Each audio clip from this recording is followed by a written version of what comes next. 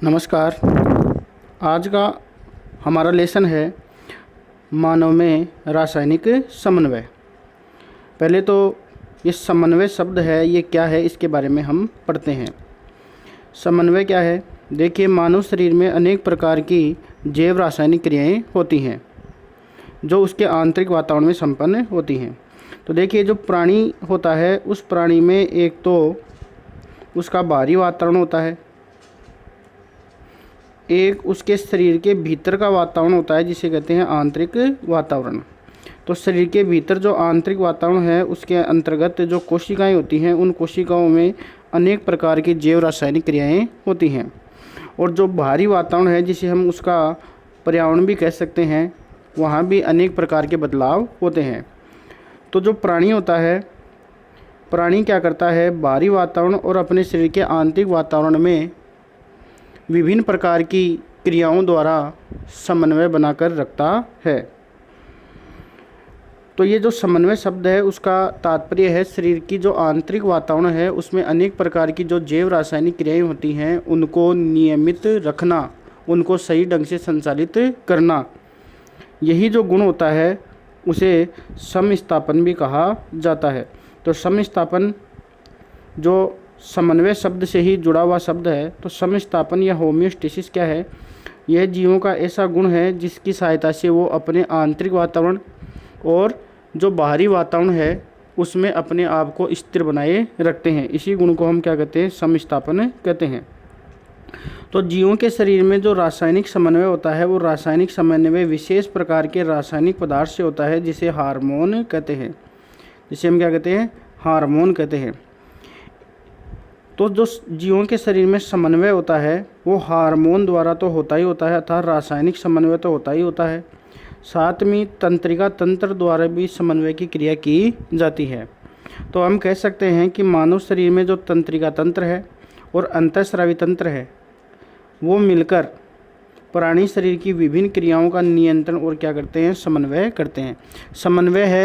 समन्वय शब्द का तात्पर्य होता है कोऑर्डिनेशन। और कोऑर्डिनेशन किसे कहते हैं? कोऑर्डिनेशन का मतलब होता है कि अपने आप को संतुलित दशा में बनाए रखना। अब इस संतुलित दशा में बनाए रखने के लिए अनेक प्रकार की क्रियाएं जीव द्वारा की जाती हैं जो तंत्रिका तंत्र और अंतःस्रावी तंत्र द्वारा संपन्न की जाती हैं। तंत्रिका तंत्र है, इसको हम आगे पढ़ेंगे। अभी हम पढ़ेंगे अंतःस्रावी तंत्र। यह अंतःस्रावी तंत्र है, इसी के द्वारा रासायनिक समन्वय किया जाता है। तो देखिए, मानव शरीर में पाए जाने वाले तंत्रिका तंत्र और अंतःस्रावी तंत्र ये दोनों मिलकर प्राणी शरीर की विभिन्न क्रियाओं का नियंत्रण और क्या करते हैं? समन्वय करते हैं। तो देखिए, तंत्रिका तंत्र के अध्ययन को देखिए, दो शब्द हैं, एक है न्यूरोलॉजी। न्यूरोलॉजी जिसे तंत्रिका विज्ञान कहा जाता है, साथ तंत्रिका विज्ञान भी कहते हैं, जिसमें तंत्रिकाओं का अध्ययन किया जाता है। और एक है एंडोक्राइनोलॉजी, जिसमें अंतःस्रावी ग्रंथियों का अध्ययन किया जाता है। अंतःस्रावी ग्रंथियाँ क्या है, अभी हम पढ़ेंगे। तो न्यूरोलॉजी में तो तंत्रिका तंत्र का अध्ययन किया जाता है या तंत्रिका कोशिकाओं का अध्ययन किया जाता है, और एंडोक्राइनोलॉजी में जो अंतःस्रावी ग्रंथियाँ हैं उनका अध्ययन किया जाता है। और इन दोनों को मिलाकर विज्ञान की वह शाखा जिसमें न्यूरोलॉजी और एंडोक्राइनोलॉजी दोनों सम्मिलित होती है उसे कहते हैं न्यूरो एंडोक्राइनोलॉजी। तो न्यूरो एंडोक्राइनोलॉजी क्या है? जिसमें तंत्रिका तंत्र, तो तंत्रिका तंत्र से बना शब्द है यहाँ पर न्यूरोलॉजी से निकल कर आया है न्यूरो, और एंडोक्राइनोलॉजी अंतःस्रावी विज्ञान। तो न्यूरो एंडोक्राइनोलॉजी ये तंत्रिका तंत्र और अंतःस्रावी तंत्र के सम्मिलित अध्ययन है, उसको न्यूरो एंडोक्राइनोलॉजी कहते हैं। तो आपको याद रखना है कि आपको बस इतना याद रखना है कि जो रासायनिक समन्वय होता है वो रासायनिक समन्वय एक विशेष प्रकार के रासायनिक पदार्थ द्वारा होता है जिसके बारे में आपने सुना है, जिसे हम क्या कहते हैं? हार्मोन कहते हैं, जो अंतःस्रावी ग्रंथियों द्वारा स्रावित किया जाता है।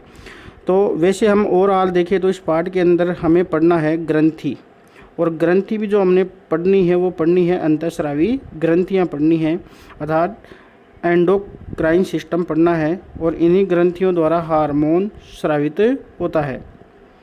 तो देखिए जो ग्रंथि है वो ग्रंथि क्या है, आपने 11th क्लास के अंतर्गत पढ़ा है कि जो जंतु ऊतक होते हैं वो 4 प्रकार के होते हैं। एक तो उपकला ऊतक होता है, उपकला ऊतक, दूसरा होता है पेशीय ऊतक, तीसरा होता है तंत्रिका ऊतक और जो चौथा होता है वह होता है संयोजी ऊतक। तो जो उपकला ऊतक है, विशेष प्रकार के उपकला ऊतक जिनके अंतर्गत ही एक आता है ग्रंथिल उपकला ऊतक। तो उपकला ऊतक का ही एक प्रकार है ग्रंथिल उपकला ऊतक। तो ग्रंथियाँ क्या होती हैं, ये कोशिकाओं का समूह होती हैं। तो कोशिकाओं का ऐसा समूह है जो किसी विशेष रासायनिक पदार्थ को स्रावित करे, उसे ग्रंथि कहते हैं। या ग्रंथिल ऊतक क्या होते हैं, कोशिकाओं का समूह होते हैं या ऐसे ऊतक होते हैं जो विशेष रासायनिक पदार्थ का क्या करते हैं, स्राव करते हैं। तो आपको याद रखना है ग्रंथि क्या है, कोशिकाओं का ऐसा समूह है जो किसी विशेष रासायनिक पदार्थ का क्या करे, स्राव करे, उसे हम ग्रंथि कहते हैं। तो देखिए ग्रंथियाँ 3 प्रकार की होती हैं। एक होती हैं बहिस्रावी ग्रंथियाँ, एक्सोक्राइन ग्लैंड्स, अंतःस्रावी ग्रंथियाँ, एंडोक्राइन ग्लैंड्स, मिश्रित ग्रंथियाँ, मिक्स्ड ग्लैंड्स। बहिस्रावी ग्रंथियाँ क्या होती हैं, ऐसी ग्रंथियाँ जो नलिका युक्त होती हैं। ऐसी ग्रंथियाँ जो कैसी होती हैं, नलिका युक्त होती हैं। ये अपने स्राव को, अर्थात इन ग्रंथियों द्वारा छोड़ा गया जो स्राव है उनको नलिका के माध्यम से लक्ष्य अंग तक पहुंचाया जाता है। जैसे लार ग्रंथि और स्तन ग्रंथि बहिस्रावी ग्रंथियाँ होती हैं और ये नलिका युक्त होती हैं, नलिका युक्त होती हैं। नलिका के माध्यम से ये अपने स्राव को विशेष अंग तक या कोशिका तक या ऊतक तक पहुंचाती हैं। अंतःस्रावी ग्रंथि, जो इस पाठ में जो टॉपिक अपने को पढ़ना है वो अंतःस्रावी ग्रंथियों से संबंधित पढ़ना है।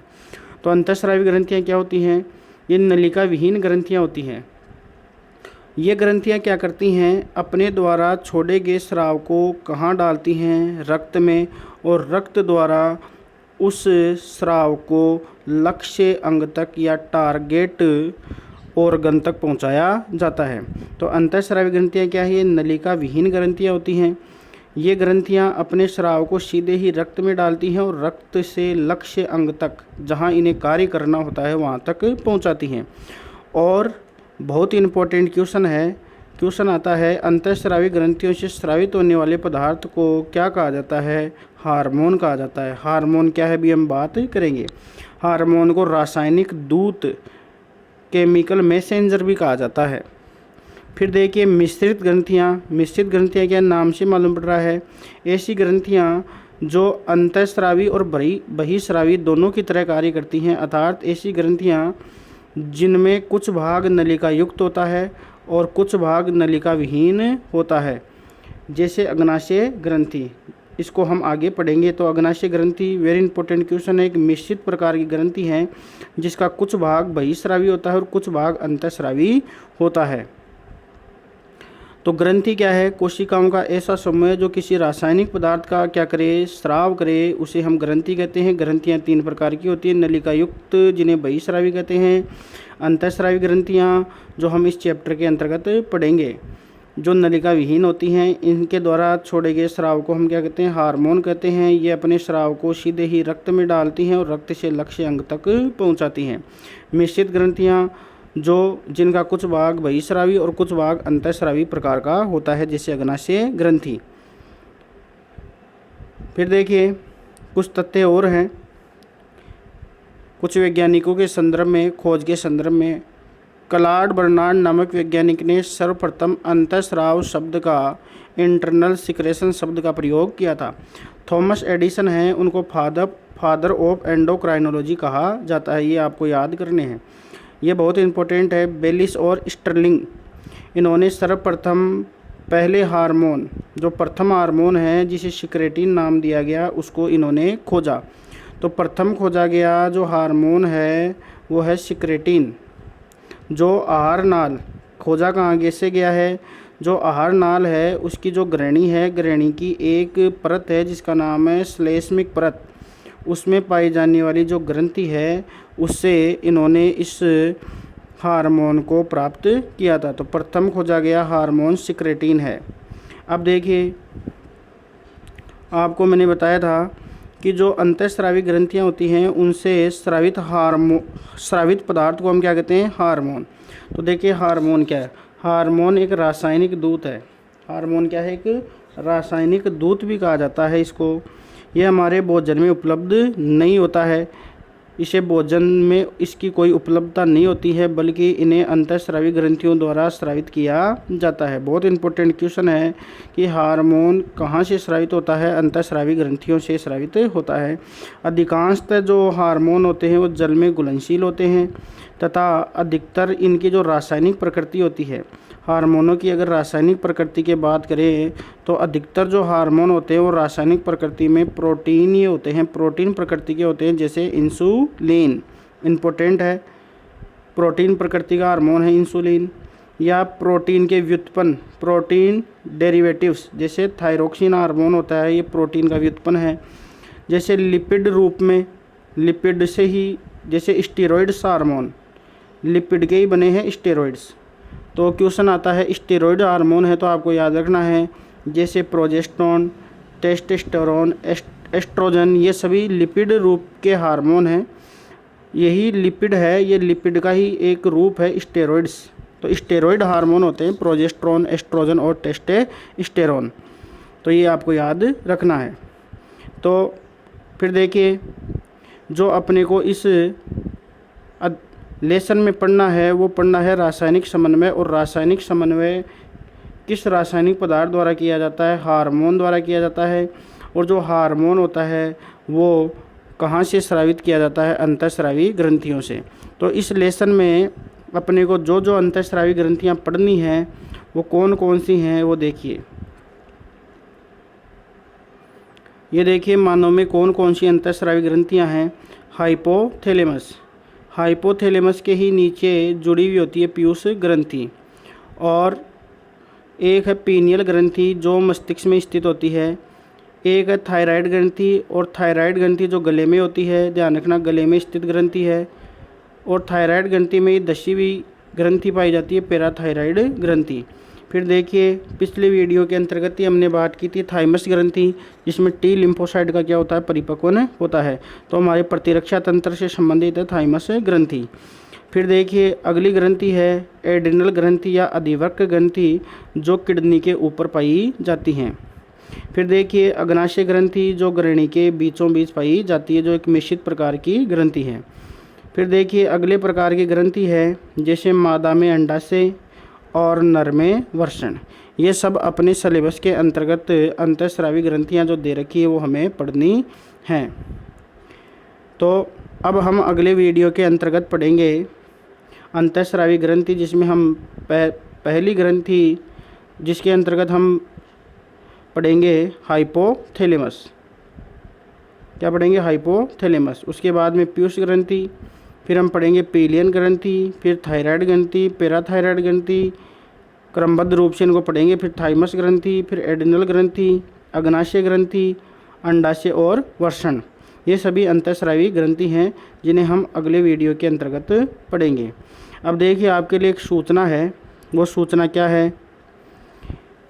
ये सूचना ये है कि आपके आसपास में ऐसे बच्चे जो 11वीं क्लास में बायोलॉजी लेना चाहते हैं, 11वीं क्लास में 11th क्लास में क्या लेना चाहते हैं? बायोलॉजी लेना चाहते हैं, उनके संदर्भ में ये सूचना है।